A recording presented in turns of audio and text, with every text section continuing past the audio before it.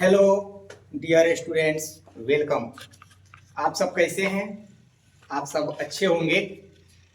तो स्टूडेंट्स, हम सब अपने इस चैनल पे आज से क्लास स्टार्ट कर रहे हैं।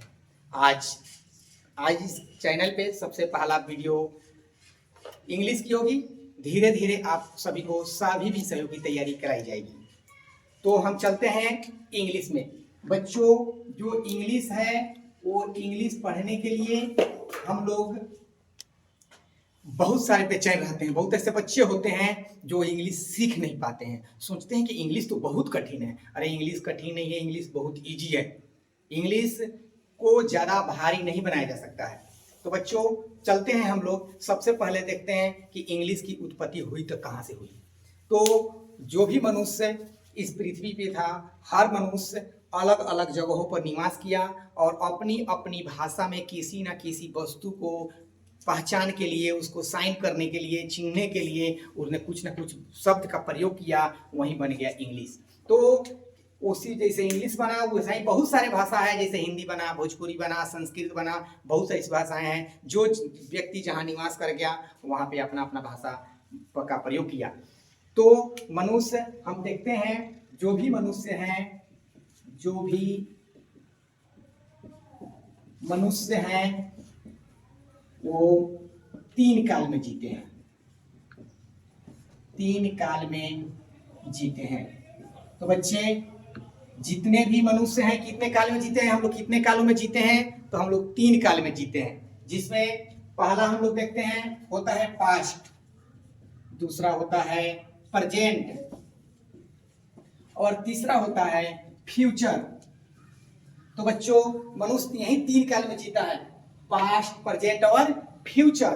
तो पास्ट जो होता है ये 90% हम लोग पास्ट में रहते हैं, यानी पास्ट की जिक्र करते हैं कि पास्ट में क्या हुआ, कैसे हुआ, उसके पास्ट। और 5% प्रेजेंट में जीते हैं और 5% ही हम लोग फ्यूचर में जीते हैं। तो ये 90% जो हमारा पास्ट हुआ, 5% हमारा प्रेजेंट हुआ और 5% फ्यूचर हुआ। यही हुआ पास्ट। ये इतना होता है क्या? पास्ट होता है ना, हम कोई भी चीज जब लिखते हैं, कोई भी चीज जब हम राइटिंग करते हैं तो वो पास्ट की ही करते हैं, पास्ट में ही लिखते हैं बच्चों। तो ये प्रेजेंट, पास्ट और ये सब मिला के इसी को बना क्या चीज? टाइम बनाया गया। और टाइम पर जब बना तो ये हुआ एक्शन। एक्शन, एक्शन क्या है? एक्शन क्या है? तो एक्शन ही तो वर्ब है। यानी एक्शन हम दो प्रकार के करते हैं। पहला एक्शन होता है जो ये होता है हमारा डू। डू मीन्स क्या होता है? करना। हम कुछ भी करते हैं, कोई भी काम हम करते हैं तो डू मीन्स होता है करना। करने वाले को हम लोग क्या कहते हैं? इसको डूयर भी बोलते हैं, डूयर। और दूसरा होता है बी। बी मतलब होता है होना, यानी जो भी कुछ होता है। जैसे हम यहाँ पर देखते हैं कि वह पढ़ता है। हम देखते हैं कि वह जो है वह पढ़ता है। तो वह पढ़ता है तो क्या पढ़ता है? काम क्या करता है? तो पढ़ने का काम कर रहा है, यानी कर रहा है, काम कर रहा है, पढ़ने का काम कर रहा है। लेकिन वहां पर एक होता है, जैसे हम लिखते हैं कि मैं एक शिक्षक हूं, मैं एक शिक्षक हूं। तो ये है, यानी इसको हम कहते हैं बी और इसको हम कहते हैं डू। तो बच्चों, आप सब इतना हमको उम्मीद है कि समझ में आया होगा अच्छा से। आप अपने नोटबुक पर इसको नोट कीजिए, तब तक फिर हम आगे की क्लास दे रहे हैं। तो बच्चों, आपने अभी समझा डू और बी यानी एक्शन। तो जो भी डू और बी होता है, जो भी ये डू और बी हमने जो बताया, ये डू और बी मिलके जो भी हमने बताया, अभी अभी अभी अभी तो बताया है हमने, समझ में आया कि डू और बी, और यही डू और बी मिलके बना टाइम और टेंस।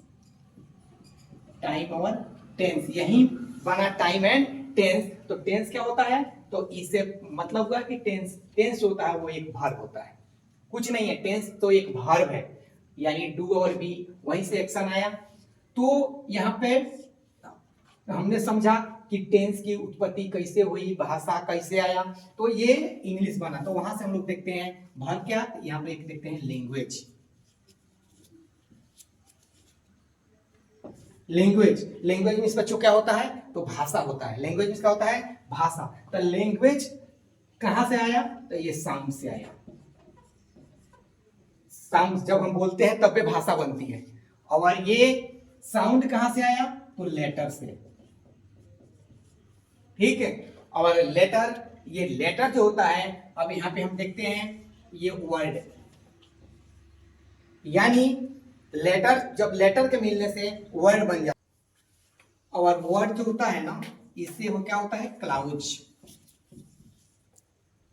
इसके बाद हम लोग क्या पढ़ते हैं, सेंटेंस। तो हमने देखा कि लेटर, उसके बाद वर्ड, उसके बाद क्लाउज, उसके बाद क्या हुआ, सेंटेंस। कोई भी चीज पढ़ता है तो पहले हम लोग लेटर पढ़ते हैं, लेटर के बाद वर्ड पढ़ते हैं, वर्ड के बाद क्लाउज पढ़ते हैं, क्लाउज के बाद क्या पढ़ते हैं, सेंटेंस। अब कोई भी सेंटेंस जब हम पढ़ते हैं तो इस सेंटेंस को पढ़ने के लिए हमको तीन चीज की आवश्यकता होती है, subject, verb plus other word. ये तीन चीज हम लोग को पढ़ना जरूरी होता है। जब हम जानेंगे कि सब्जेक्ट क्या है और वर्ब क्या है और अदर वर्ड क्या है, तो हमारे लिए इंग्लिश इजी हो जाएगा। तो बच्चों, आज के क्लास में हम यहीं तक हमने पढ़ाया, और इसके आगे की क्लास फिर हम नेक्स्ट वीडियो में देंगे। तब तक आप सभी को धन्यवाद। आप सभी मेरे चैनल को सब्सक्राइब करें और अपने दोस्तों को भी शेयर करें कि वो सब भी इंग्लिश अच्छी तरह से सीखें।